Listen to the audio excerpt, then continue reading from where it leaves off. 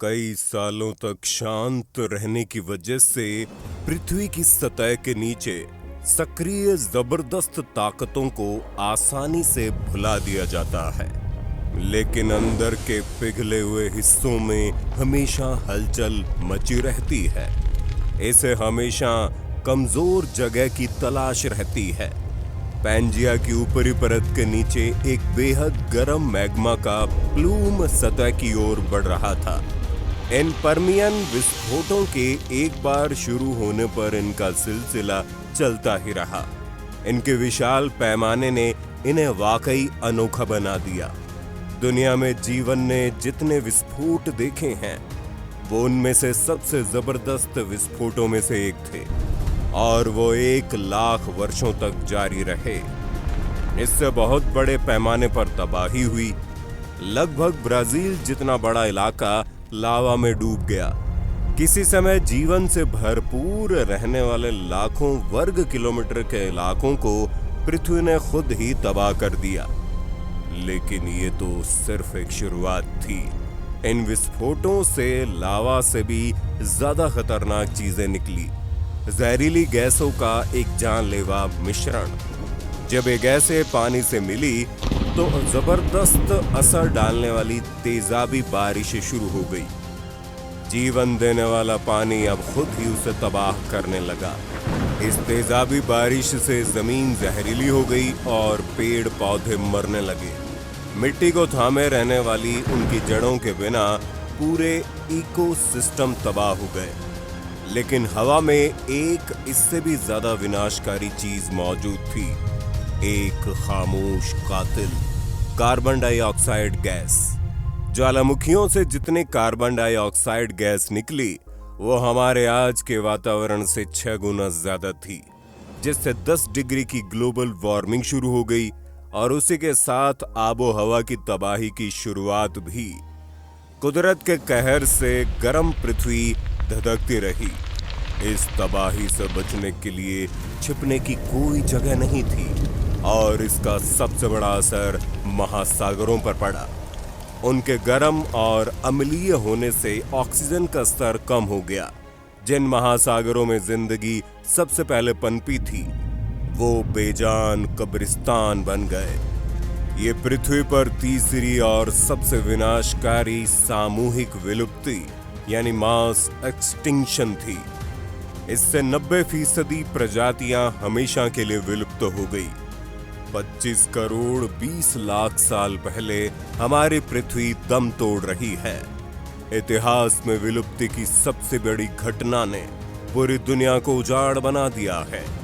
यहाँ मौत जैसी खामोशी है, लेकिन इस तबाही से जहां ढेर सारे जीव खत्म हुए, वहीं कुछ जीव बचे भी रहे।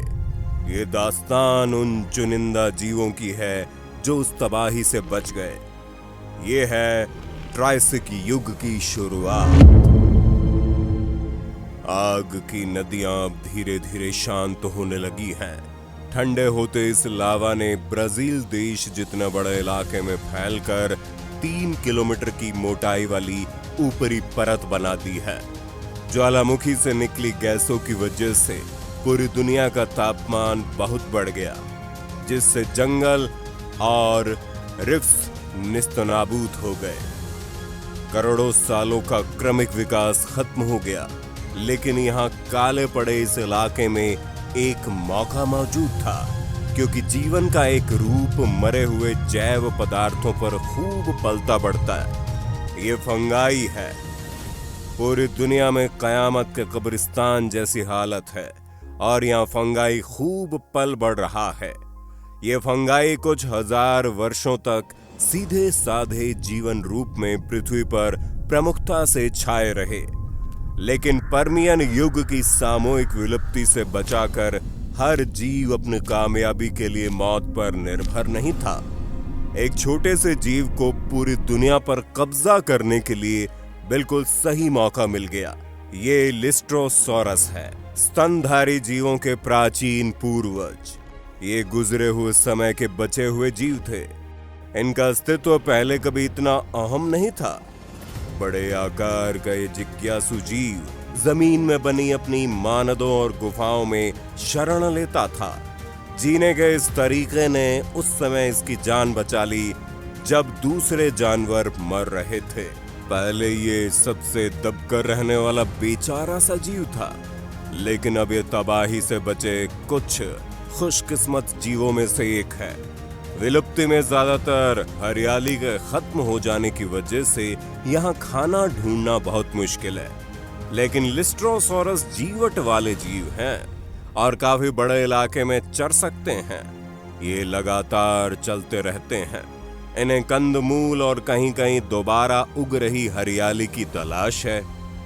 लेकिन तबाही से बचे जानवरों में ये अकेले नहीं हैं। जीवन के कई रूपों को कायम रहने का तरीका मिल गया। लिस्ट्रोसोरस की सीधी सादी लेकिन हालत के मुताबिक ढल सकने वाली जीवन शैली के कमाल के फायदे होंगे। ज्वालामुखी के विस्फोटों के बाद बहुत कम मुकाबले होने और बड़े प्रभक्षियों की गैर मौजूदगी ने भोजन श्रृंखला में सबसे नीचे रहने वाले इस जीव को पूरी दुनिया का वारिस बना दिया है। सामूहिक विलुप्ति के बाद के वर्षों में जमीन पर रीढ़ वाले जानवरों में 3/4 हिस्सा इन्हीं जीवों का था। इससे पहले कोई जानवर इतना कामयाब नहीं रहा, लेकिन इनका दबदबा ज्यादा दिन नहीं चला, क्योंकि सामूहिक विलुप्ति से बचा एक जीव हमारी पृथ्वी की बनावट में आए बड़े बदलावों की वजह से तेजी से पनप रहा था। पर्मियन युग में बड़े पैमाने पर हुई विलुप्ति के 40 लाख साल बाद तक लिस्ट्रोसोरस का दबदबा कायम रहा। वो लगभग खाली पड़ी दुनिया में पल बढ़ रहे थे और उसका पूरा फायदा उठा रहे थे। इनकी जिंदगी शानदार चल रही थी। इन स्तनधारी जीवों को बहुत कम मुकाबले या प्रभक्षियों का सामना करना पड़ता था, लेकिन अब ये बदलने वाला था। दुनिया की हालत कुछ ठीक हो रही है और अब कुछ रेप्टाइल्स काफी बड़े हो गए हैं। ये एरिथ्रोसुखस है। लगभग 3 मीटर लंबा ये जीव अपने जमाने का सबसे बड़ा शिकारी है। लिस्ट्रोसोरस का झुंड इसके लिए आसान शिकार है। उनके पास इस नए किस्म के रेप्टाइल से बचने का कोई तरीका नहीं है और उन्हें इस खतरे का अंदाजा भी नहीं है। मुर्गी के कूप में घुसी किसी लोमड़ी की तरह ये एरिथ्रोसुखस अपनी जरूरत से ज्यादा शिकार कर सकते हैं। लिस्ट्रोसोरस अपने जमाने के बेखबर डोडों जैसा था, जिनका शिकार करना बहुत आसान था। शिकारियों और मुकाबले के इस मेल ने लिस्ट्रोसोरस को दुनिया पर दबदबे से हटाकर विलुप्ति तक पहुंचा दिया। स्तनधारी जीवों का ताज छिन गया। अब ये युग था रेप्टाइल्स का। इसके बाद ट्रायसिक युग में कुदरत की ताकतों ने जिंदगी की कहानी को एक बिल्कुल नई दिशा में मोड़ दिया था। ज्वालामुखी के लगातार जारी विस्फोटों से दुनिया के गर्म होने का एक और दौर शुरू हो गया। समंदर का तापमान बढ़ने से उसका पानी तेजी से भाप बनकर उड़ने लगा। नमी से भरी हवा उत्तरी पेंजिया में 1000 मीटर ऊंचे पहाड़ों से टकराई, जिससे मानसून की जबरदस्त मौसम प्रणालियों का जन्म हुआ और उससे जोरदार बारिश होने लगी, जिससे पूरी पृथ्वी पर तूफान आने लगे। ये बारिश 10 लाख सालों से ज्यादा समय तक चली, जिससे शुरुआती पेंजिया के सूखे रेगिस्तानों का हुलिया ही बदल गया। सुदूर उत्तर में ऊंचे पहाड़ों से तेज धाराएं बहने लगी। सतह पर बह रहे पानी ने जमीन को नया आकार दिया और उसके साथ पोषक पदार्थों से भरी खाद भी बहकर आई। नदियों ने जल्द ही 16 लाख वर्ग मीटर जमीन को ढक लिया। इससे दुनिया के इतिहास के सबसे बड़े डेल्टा का निर्माण हुआ। ये उपजाऊ नदियां नई दुनिया के लिए जीवन रेखा साबित हुई। ये क्रमिक विकास के लिए ईंधन की तरह थी, जिससे कॉनिफर्स का विकास हुआ और पर्मियन युग की सामूहिक विलुप्ति के बाद पहली बार हमारी पृथ्वी पर ऊंचे पेड़ों वाले जंगल दोबारा पनपे।